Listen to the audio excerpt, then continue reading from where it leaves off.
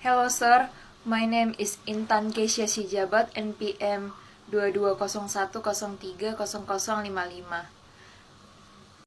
I want to present my exam about discourse analysis. Question 1. Find minimally 5 definitions of discourse analysis and write a list of main features of discourse analysis based on those definitions.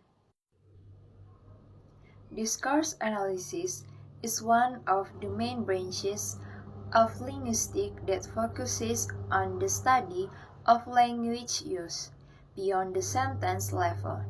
It deals with how language functions in real communication, examining both spoken and written forms.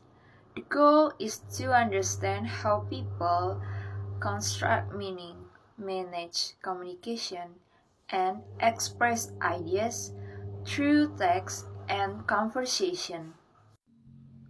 Definition from Brown and Yule 1983. According to Brown and Yule 1983, discourse analysis is concerned with the study of language in use. It examines how stretches of language, considered in their full textual and contextual form, contribute to meaning and communication. Example, analyzing how speakers use pause, repetition, or emphasis during a speech to convey attitude. Definition Stubbs 1983. Stubbs 1983 defines discourse analysis as the study of language above the sentence or above the clause. It focuses on large linguistic units such as conversation, paragraphs, and entire text. Example, examining how sentences in news articles are linked to form coherent information. Definition from G 2011. James G 2011 explains discourse analysis as the study of language in use to understand how people enact identities, relationships, and social practices through language.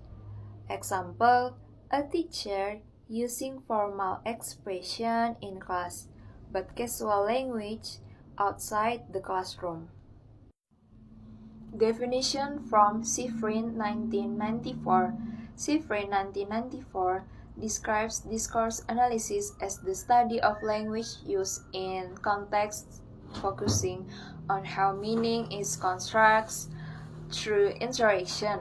For example, analyzing how two friends use humor and irony in their conversation to show solidarity. Definition from Cook 1989. Cook 1989 states that discourse analysis is the study of written and spoken text as communication act in social context. For example, analyzing advertisement and how they persuade readers through language and image. Main features. First, contextual meaning. Discourse cannot be understood without its social and cultural background. Second, cohesion and coherence. Text must have linguistic and logical connection between sentences. Third, speaker intention. Language expresses intention such as requesting, apologizing, or persuading. Question 2. Why do we study discourse analysis? Discourse analysis helps us move beyond word and grammar to explore how people use language to express intention, social identity, power, and culture. Understanding communication beyond sentence. By studying discourse, we learn to see language as a dynamic process, not just a structure but a living social tool that people use to interact, persuade, argue, or cooperate. Language and context. We study discourse analysis because language cannot be separate from its context. The same sentence can carry different meanings depending on the situation, speaker, and audience. Social identity and power. Political discourse may manipulate public opinion, while media discourse can reinforce gender stereotypes. Studying discourse analysis teach us to recognize and challenge these power structures. Culture understanding. For example, indirect speech, ek in Japanese or Indonesian culture express politeness, while in Western cultures, directness may be value. Understanding these patterns improve cross-culture communication and reduce misunderstanding. Okay, next, academic and educational benefit. Next, critical thinking and interpretation. Next, practical application. Next, interdisciplinary important.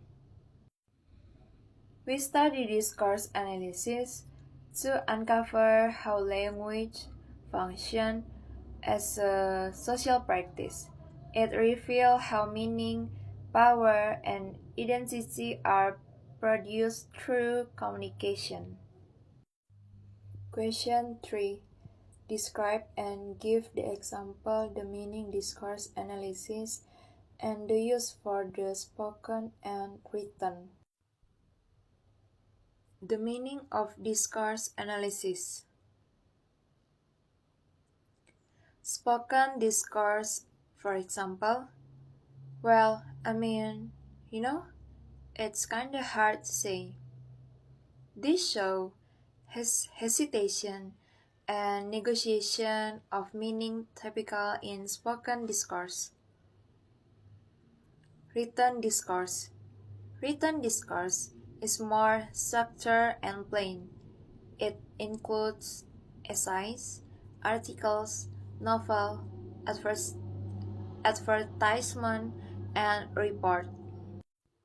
Okay, this example of spoken use and these examples of written use. Cooperative view. Conclusion. Question 4. A discourse analysis carries much more than its form. It also carries its own particular function. So now depict the difference between linguistic form and function and describe by giving example of the spoken and written language, sentence, and utterance. Linguistic form. Linguistic form is the grammatical structure of an expression, word, phrases, and syntax. For example, form. Can you open the window? Grammatically, it's an interrogative, a question. Linguistic function. Function is the communicative purpose of the expression. The function of "Can you open the window?"